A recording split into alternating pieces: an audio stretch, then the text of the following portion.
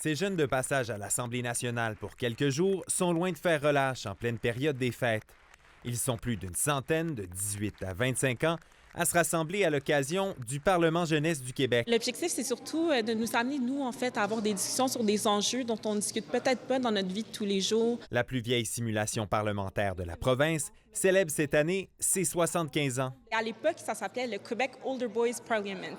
Donc, ça faisait partie d'un mouvement de l'Église protestante là, à travers le Canada. En 1969, c'est devenu mixte. Puis, dans les années 80, c'est devenu francophone. Au fil des ans, le Parlement jeunesse a vu passer plusieurs participants aujourd'hui bien connus, notamment le ministre François-Philippe Champagne et l'ex-chef libéral Dominique Anglade. À mon avis, on est plutôt une école de la démocratie. Cette simulation non partisane est plus que jamais pertinente aujourd'hui, croient ces jeunes. Dans une société qui est de plus en plus polarisée, où on a tendance à ne pas se parler entre nous, où on s'écoute de moins en moins. Et je pense que c'est vraiment un moment où on prend 5 jours et on se dit « Hey, les jeunes, on se parle des enjeux chauds. » Puis les participants sont curieux de comprendre les arguments de un, de l'autre, de vraiment même sortir, d'éclater l'axe gauche-droite pour comprendre l'argument de l'autre, d'où qu'il vient, pour mieux se comprendre. 4 grands sujets sont débattus cette année.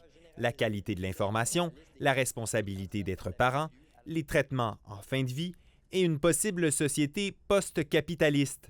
Les projets de loi adoptés seront déposés à l'Assemblée nationale. Pas en tant que projet de loi, bien sûr, juste en tant que document pour informer les élus de nos travaux. Je reviens à chaque année pour les gens qui sont ici, pour les débats qu'on a, mais c'est surtout apprendre. L'institution espère perdurer encore longtemps et demeurer influente. Ici Louis-Philippe Arsenault, Radio-Canada, Québec.